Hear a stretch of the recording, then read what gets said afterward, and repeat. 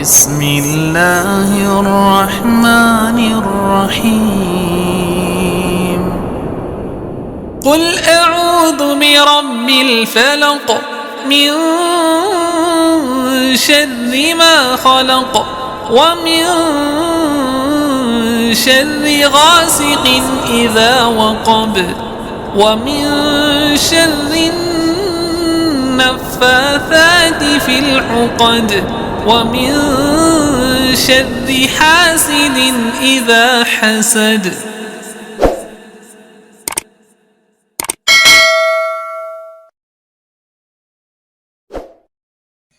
Assalamualaikum warahmatullahi wabarakatuh. Alhamdulillahi rabbil alamin wal aqibatu lil muttaqin wala udwana illa 'alal zalimin. Wassalatu wassalamu ala sayyidina wa maulana Muhammad sallallahu alaihi wasallam. Asyhadu an la ilaha illallah wa asyhadu anna Muhammadan abduhu wa rasuluhu nabiyya ba'dah. Allahumma salli wa sallim wa barik ala sayyidina wa maulana Muhammad amma ba'd. Wa qala Allah ta'ala fil Qur'anil Karim wa huwa asdaqul qail a'udzu billahi samil alim minasy syaithanir rajim. Bismillahirrahmanirrahim. Fa idza azamta fatawakkal 'alallah. Al-ayah sadaqallahul azim. Alhamdulillah, segala puji mari kita panjatkan kepada Allah Rabbi, dan puja kita panjatkan kepada Allah Azza wa Jalla, dan syukur mari kita panjatkan kepada Allah Rabbul Ghafur, karena atas izinnya, atas kekuasaannya, kita semua diberikan kemampuan bisa melakukan aktivitas dari bangun tidur sampai tidur lagi. Kalau bukan Allah yang mengizinkan dan memberikan kekuatan kepada kita, tidak mungkin kita bisa mengerjakan semuanya. Wala haula wala quwwata illa billah. Salawat beserta salam mari kita limpah curahkan kepada baginda Nabi Muhammad sallallahu alaihi wasallam. Tak lupa kepada para keluarganya, para sahabatnya, tabi'in-tabi'atnya, dan mudah-mudahan kita termasuk umatnya yang taat sehingga kelak kita di yaumul qiyamah mendapatkan syafaul uzma dari Allah Ta'ala melalui baginda Nabi Muhammad sallallahu alaihi wasallam. Amin amin ya Allah ya rabbal alamin. Saudaraku yang dirahmati Allah Ta'ala, izinkan di kesempatan ini saya ingin menyampaikan perihal di dalam berikhtiar. Di dalam berikhtiar kita harus senantiasa sesuai dengan anjuran Al-Quran dan Sunnah Rasulullah Muhammad SAW. Untuk tema kali ini, temanya adalah berobat melalui ahlinya. Nah, kenapa berobat harus melalui ahlinya? Diumpamakan seperti halnya orang yang sakit kulit, tentunya kita harus datang ke dokter kulit. Jadi kalau kita sakit kulit jangan datang ke dokter gigi. Nah, begitupun ketika seseorang ada yang terkena non medis, itu juga kalau kita datang ke orang yang bukan ahlinya, itu tidak akan menemukan solusi, saudaraku. Nah, yang saya ingin sampaikan adalah sesuai dengan tema kali ini, berobatlah kepada ahlinya. Nah, jadi untuk saudara-saudaraku yang saat ini sakit medis, saya anjurkan untuk berusaha berikhtiar, ceklah ke dokter melalui diagnosanya. Nanti dengan dokter kan ada dicek melalui lab, melalui ronsen, melalui USG, melalui sinar, dengan alat-alat yang mungkin canggih ya, agar mengoptimalkan, agar memuaskan hati apa ada keluhan di dalam tubuh kita. Nah, saudaraku, sebenarnya kalau saya menyarankan ketika ingin sembuh penyakit lahir batin, sebenarnya di Al-Quran Allah sudah berfirman ya, A'udzu billahi minasyaitonir rajim. Bismillahirrahmanirrahim. Wa nunazzilu minal qur'ani ma huwa shifaa'un wa rahmatul lil mu'minina wa la yazidudz zalimina illa khasara. Al-ayat sadaqallah. Nah, dan sesungguhnya Al-Quran ini diturunkan ke muka bumi adalah untuk menjadi penyembuh penyakit yang ada di dalam dada kita, Nah, yang dimaksud penyembuh penyakit yang ada pada kita adalah emosi kita, jengkel kita, marah kita. Semua perilaku yang buruk itu mencerminkan hatinya. Kalau seseorang itu hatinya baik, hatinya bersih, hatinya pemaaf, insya Allah tidak akan ada di dalam hati merasa dendam, merasa sakit yang tidak ada ujungnya. Karena di hatinya ada kesabaran. Karena orang yang sabar itu sudah jelas tentu pasti dibarengi oleh Allah Ta'ala. Nah, saudaraku, saya ingin mengajak, kenapa kita harus berobat berikhtiar? Karena Allah menyuruh faida zamta fatawakal Allah. Apabila kita sudah berusaha, maka serahkan hasilnya kepada Allah Ta'ala. Nah, berarti berusaha ini harus sesuai dengan dasar dalil dari Al-Quran. Bahkan Allah menyuruh kita juga dalam berikhtiar, fas'alu ahla dzikri in kuntum la ta'lamun. Apabila ada masalah, tanyakan kepada ahlinya. Bahkan di hadis Rasulullah Sallallahu Alaihi Wasallam, apabila sesuatu tidak ditangani oleh ahlinya, maka tunggulah kehancuran. Nah, jadi saudaraku, bagi yang saat ini punya keluhan medis ataupun non medis, selesaikanlah dengan jalurnya sesuai dengan ahlinya. Nah, perihal yang harus kita ikhtiar melalui semisal ya non medisnya, cobalah berikhtiar mencari dengan niat lillahi ta'ala, tujuan dengan lillahi ta'ala.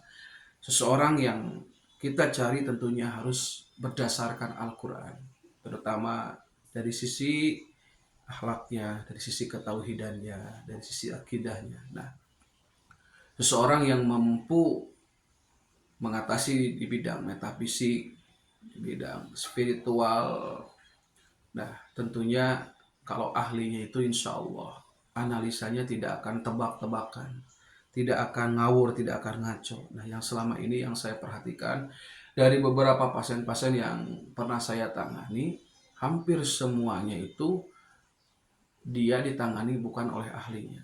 Makanya di tubuhnya itu banyak kuncian-kuncian.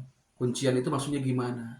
Nah, kuncian itu adalah, jadi kalau seseorang berobat bukan kepada ahlinya, karena yang dimasukkan melalui pengobatannya itu melalui air, dimandikan, ritual, dan segala macam, yang akhirnya karena yang dimasukkannya itu adalah jin yang membantu orang yang mengobatinya.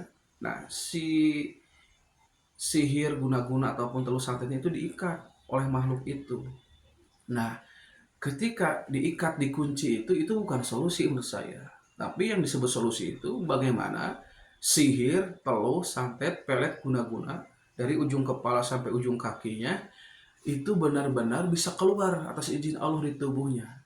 Caranya nggak aneh-aneh. Bagaimana caranya kalau saya disuruh oleh Allah Ta'ala, karena kita seorang mukmin, senjata seorang mukmin adalah doa. Nah, doa inilah disuruh oleh Allah Ta'ala di dalam Al-Quran, ud'uni astajibu lakum wa yastajibul ladzina amanu wa amilus solihat. Kata Allah, berdoalah kepadaku. Nah, di sini tauhid. Berdoa itu langsung tanpa perantara, langsung kepada Allah.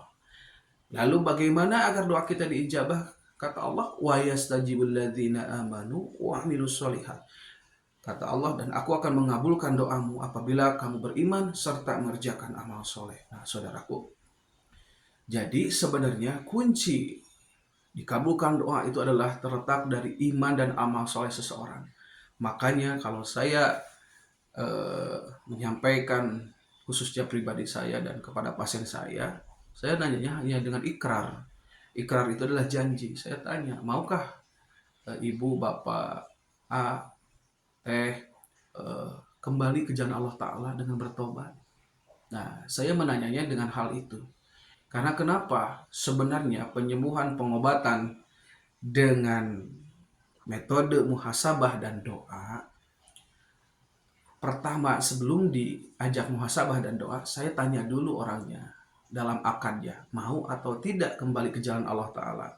Kenapa itu harus ditanyakan? Karena itu adalah kunci. Karena seseorang itu kalau sudah taubatnya benar, taubat nasuhanya serius karena Allah Ta'ala, insya Allah bonus sembuhnya itu akan mengikuti saudaraku. Jadi selama ini yang saya amati, bagi pasien-pasien yang 100% sembuh atas izin Allah Ta'ala, ketika dia diajak tobat dan dia bertobat, mengerjakan seluruh apa yang saya sampaikan dengan merubah dari sisi tauhid, akidah, dan akhlak ketika dia kerjakan, maka tadi di ayat tersebut muncullah iman dan amal soleh. Nah, iman dan amal soleh orang tersebut ketika benar-benar berakidah, bertauhid, berakhlak, sehingga doanya itu diijabah oleh Allah Ta'ala. Jadi bukan saya yang sakti, bukan saya orang pintar, bukan saya orang yang cerdas, tetapi karena izin Allah, karena atas kuasa Allah. Kalau saya menyampaikan, mengingatkan kepada pasien saya adalah bagian dari watawassobil haqqi watawassobis sabr. Dan saya menyampaikan kebaikan dengan jalan sabar. Nah, saya mengajak kepada seseorang untuk bertobat karena seseorang itu meminta petua, meminta petunjuk. Nah, makanya yang saya pakai petunjuknya adalah Al-Quran. Nah, Al-Quran ini bisa menjadi solusi, bisa menjadi penyembuh, bisa menjadi obat apabila Al-Quran ini benar-benar direalisasikan, diaplikasikan dalam bentuk ucapan, tindakan, perbuatan yang sesuai dengan Al-Quran dan Sunnah Rasul. Nah, makanya bagi saudaraku yang mungkin bingung bagaimana cara mengatasi permasalahan penyakit yang mungkin sekarang banyak ya ditemukan, gangguan non medis seperti kena tiwalah, kena pelet, kena sihir, kena guna-guna, kena santet, bahkan penyakit medis tak kunjung sembuh. Sebenarnya insya Allah yang saya coba tangani dengan semampu saya, dengan doa dan harapan kepada Allah, alhamdulillah hampir semua pasien yang saya tangani yang nurut kepada Al-Quran, nurut kepada Allah, nurut untuk benar-benar bertobat dengan melalui muhasabah, itu alhamdulillah semuanya atas izin Allah sembuh. Nah, jadi kalau saya sebenarnya caranya tidak neko-neko, tidak aneh-aneh. Lalu pertanyaannya, kenapa Kang Haji diobati orang malah jadi kesurupan ketika didoakan, ketika dilantunkan doa? Sebenarnya bukan ketika didoakan setan ataupun jin itu masuk ke tubuh, tetapi jin yang ada di tubuhnya, setan yang ada di tubuhnya, ibrit yang ada di tubuhnya, makhluk akhir zaman yang ada di tubuhnya, ketika orang itu bertobat, ketika orang itu berniat bertobat, lalu didoakan dan berdoa dengan mengaminkan khusyuk, disitulah ketika terjadi kasih sayang Allah dengan mengasih hidayah lewat kesembuhan. Nah, banyak yang kesurupan itu karena reaksi sesuai makhluk yang ada di tubuhnya. Kalau dia dulunya pernah punya ilmu leluhur, ada ilmu garis keturunan dari kakek nenek buyutnya, ketika dia didoakan misalkan malah meraung-raung, malah nyakar-nyakar, dan ternyata di situ di tubuhnya ada ilmu harimau, ya sesuai lah kalau di tubuhnya ada ilmu harimau, yang reaksinya adalah ilmu harimau. Masa di tubuhnya ilmu harimau kerasukannya jin bencong? Gak mungkin kan? Nah, jadi kalau di tubuhnya ada ilmu harimau, keluarnya ilmu harimau. Kalau di tubuhnya ada ilmu monyet, ya gerakan-gerakannya seperti monyet. Kalau ilmunya kadugalan, dia dengan bisa silat, dengan bisa bela diri yang tidak dipelajari, keluarnya seperti itu ketika reaksi dengan doa. Nah, bagi yang lebay-lebay, yang suka sesama jenis, lesbi, ataupun homo, nah ketika didoakan, dia keluar jin bencongnya dengan lebaynya, dengan aneh sikapnya, nah itu sesuai yang dia lakukan ataupun orang tuanya. Karena di dalam Al-Quran Allah berfirman, kalau sakit bukan dari sisi ujian kesolehan kita, sakit itu yang kedua adalah peringatan. Bagaimana Allah berfirman di dalam Al-Quran? A'udzubillahi minasyaitonirrajim. Bismillahirrahmanirrahim. Ma asabaka min hasanatin faminallah wa ma asabaka min musibatin faminafsik. Nah, di Al-Quran ini sudah jelas apa saja kebaikan, kenikmatan, anugerah itu datangnya dari Allah. Dan apa saja bencana musibah yang kau terima itu disebabkan dari buah tanganmu sendiri, artinya dari dosa-dosa kita. Nah, dari ayat ini jelas bahwa kebaikan itu datangnya dari Allah. Tapi semua keburukan yang menimpa kita termasuk sakit, termasuk penyakit, baik medis ataupun non medis, itu disebabkan dari dosa-dosa kita. Nah, tujuan Allah memunculkan penyakit itu karena dosa kita sudah melampaui batas, dan itu tertulis oleh CCTV Allah, malaikat atid. Ketika dosa kita sudah numpuk, dimunculkanlah penyakit, dimunculkanlah musibah. Tujuannya hanya satu, la'allahum yarji'un, agar kita ini kembali ke jalan Allah Ta'ala. Kembali itu artinya bertobat. Nah, saudaraku, nah ketika reaksi pasien-pasien yang saya tangani, reaksinya dengan histeris, dengan kesurupan, dengan muntah-muntah, dengan keringatan, dengan merasa panas tubuhnya, dengan merasa merinding, itu hak prerogatif Allah. Saya tidak ngerti cara Allah mengeluarkan. Cuma yang saya teliti, yang saya analisa, ketika saya tanya, reaksi ketika didoakan orang tersebut berbeda-beda, saudaraku. Nah, berbeda-beda itu berarti itu hanya cara Allah. Tetapi disinilah menjadi solusi. Ternyata penyakit yang selama ini tidak kunjung keluar, tidak kunjung sembuh, sebenarnya bisa diselesaikan dengan jalur langit. Artinya jalur langit itu memohon kepada Allah yang menguasai alam semesta kita, yang menguasai kerajaan yang di langit dan juga di bumi. Nah, kita termasuk hambanya. Allah lah Sang Khalik Maha Pencipta. Memohonlah dengan kerendahan hati. Memohonlah kepada Allah yang gagah. Memohonlah kepada Allah yang berkuasa.